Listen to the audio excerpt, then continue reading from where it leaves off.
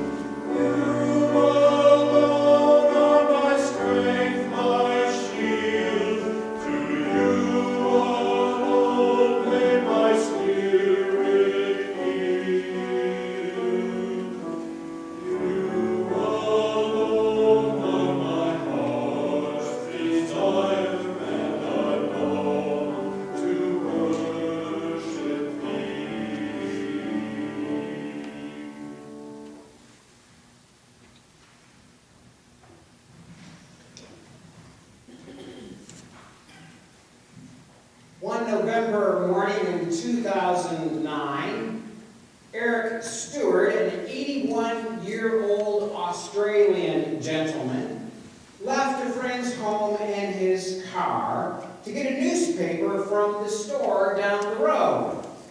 He took a wrong turn and he kept going because, he said later, "I just like to drive."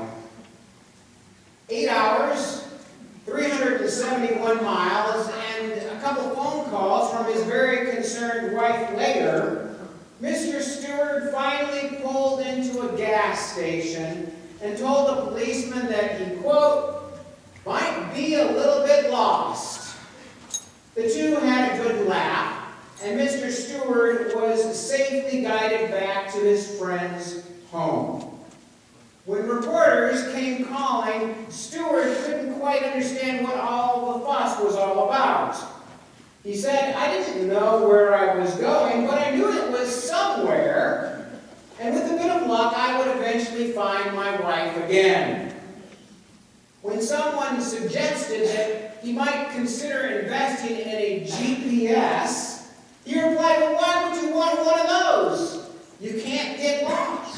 There's no fun in that." Well, Mr. Stewart, I believe, has embraced the spirit of the next gift of the dark wood, the gift of getting lost. Now, normally, of course, we do everything we can within our power to avoid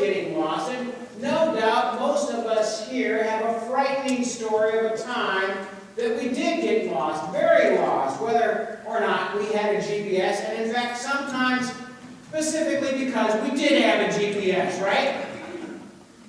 Most of us have also had a story of a time in our lives when we felt lost, when the woods grew dark and the path became unfamiliar and we didn't know where it was that we should go next. I remember, for instance, shortly one summer during college, after high school, before college. I can't remember when it was. I'm lost. And I was working at a campus ministry in Missouri. And all of my life I've been leading up to this. I graduated from college. It was my first experience out of college. And I was so excited to be going and doing this ministry. And my boss and I just were like oil and vinegar, and we never got along. And after 6 months, I was fired from my job. This job, the dream job, the ministry job, I thought I was going to take the world by fire, and instead I got fired. I was crushed. I felt lost.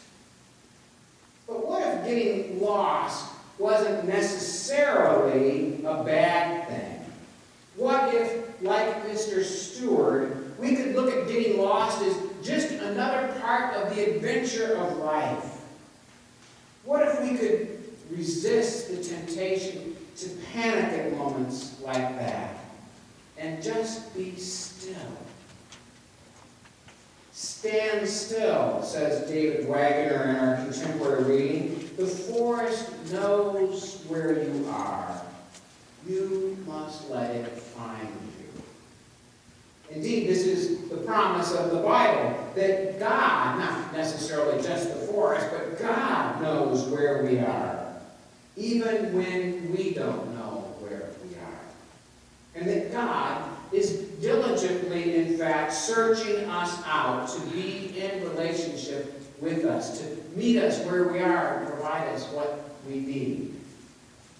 Suppose one of you had 100 sheep and lost one, Jesus says in our scripture reading today. Wouldn't you leave the 99 in the wilderness and go after the lost one until you found it? And when found, you could be sure that you would put it across your shoulders, rejoicing. And when you got home with your friends, you would call them together, saying, "Celebrate with me, I have found my lost sheep." Jesus is the good shepherd in the story that he tells there. And you and I are his lost and found. The more lost we are, the more diligently, almost fanatically, according to Jesus, he seeks us out, ready to put us up onto his shoulders and throw a party for us as soon as we arrive home. Be lost. Nearly every hero in the Bible was lost at one point. Abraham left his homeland on a wing and a prayer and really had no clue whatsoever where he was going. He was lost.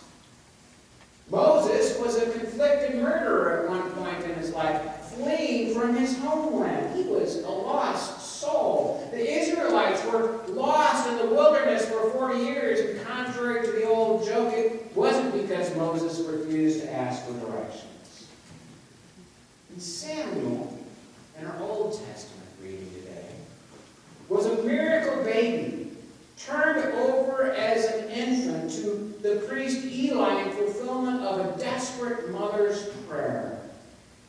He was raised by this priest Eli, a tottering old gentleman with 3 very corrupt sons, also working in the temple. Once a year, the Bible tells us, his mother would come to him and make sacrifice and visit with his son and bring him what the text poignantly calls a little vest that she had made for him. Can you imagine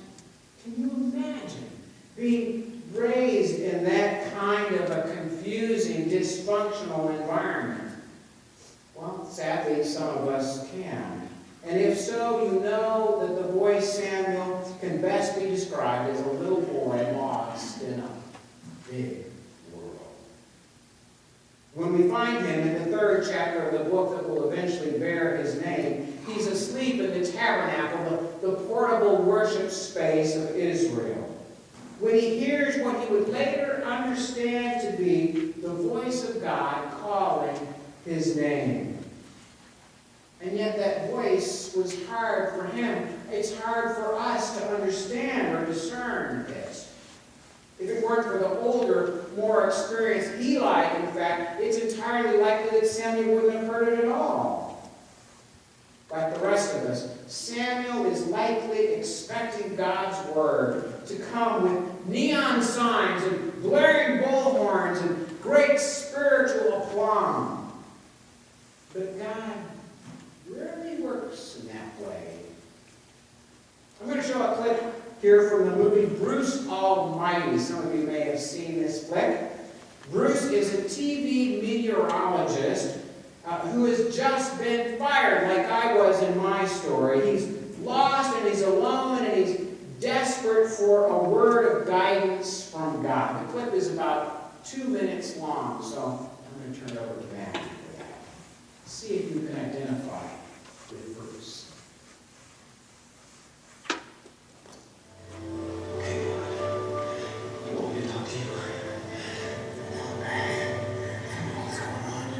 What should I do? Give me a signal. You guys, please send me a sign. Oh, what's this number doing now?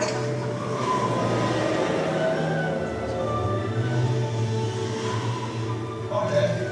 All right. I'll try your way. All right. Lord, I need a miracle. I need your help, Lord. Please, reason my life. What the? Hurry up.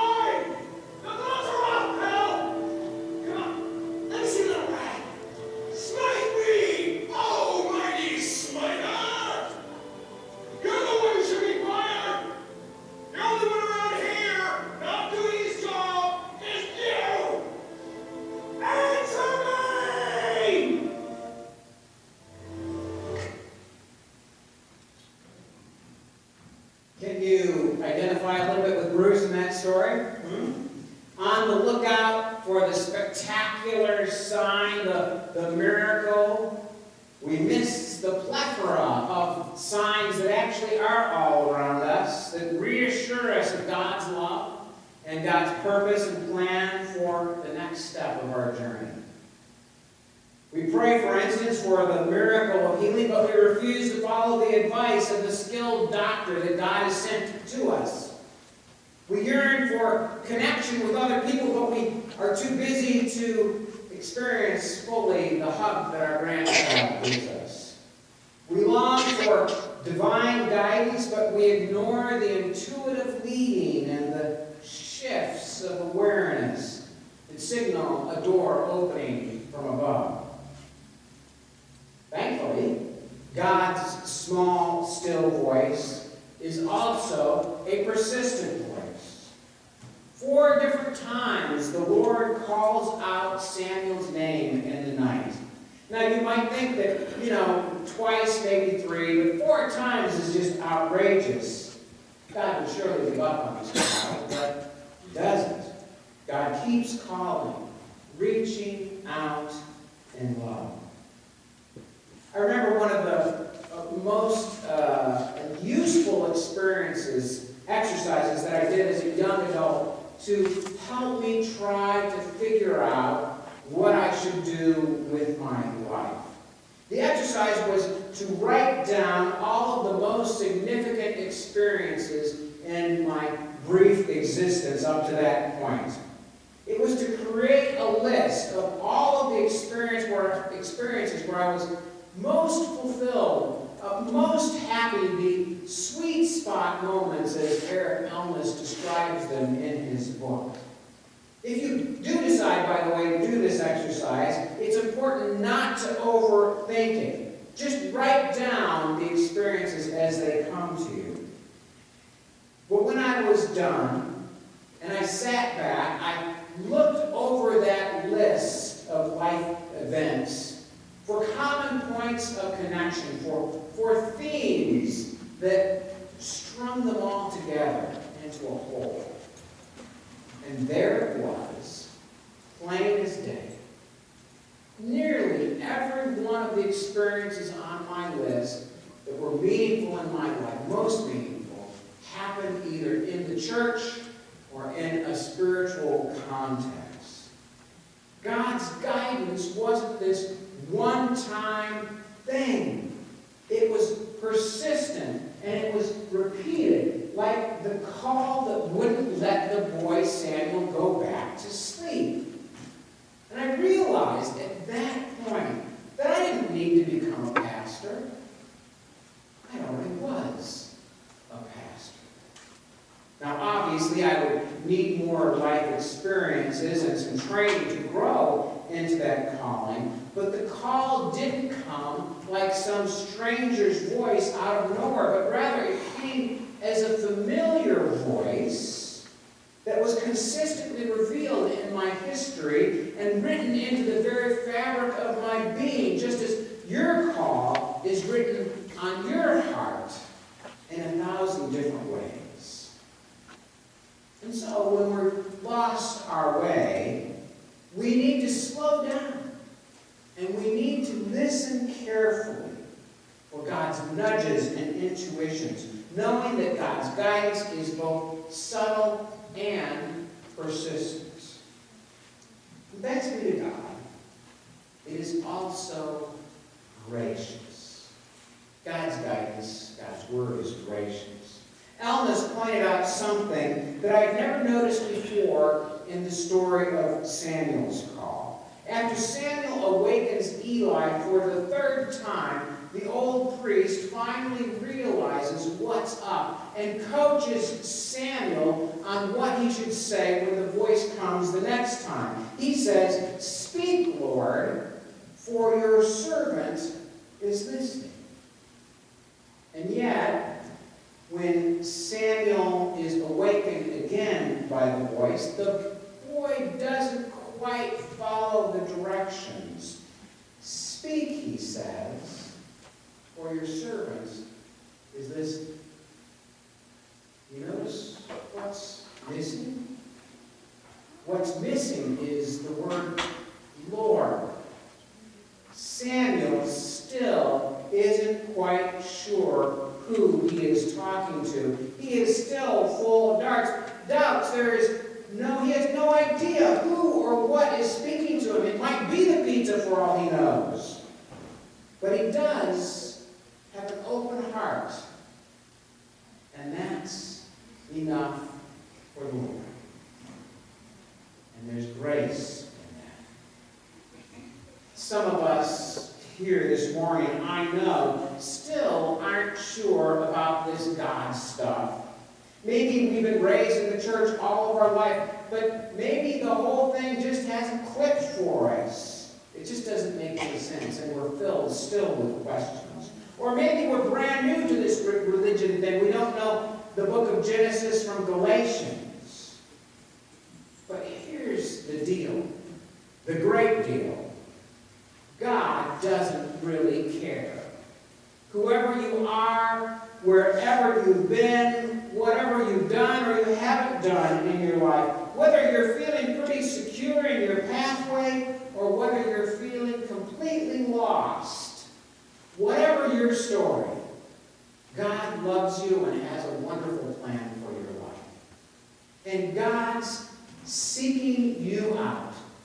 His small, still, persistent, gracious voice is in hot pursuit of you.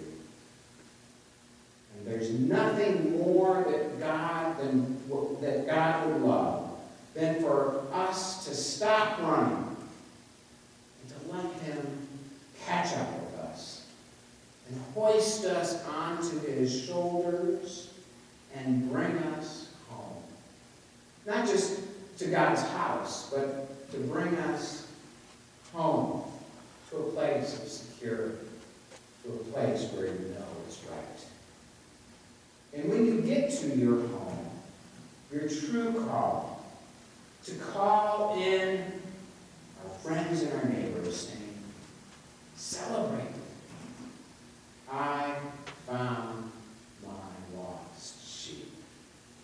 Thanks be to God. I want you, all of us now, to take just a few moments of silence to let God catch up with us. And I want you to listen for that small, still voice. And then I'm going to give us some further direction. Just take a moment of silence now to calm your heart and let God catch up with you.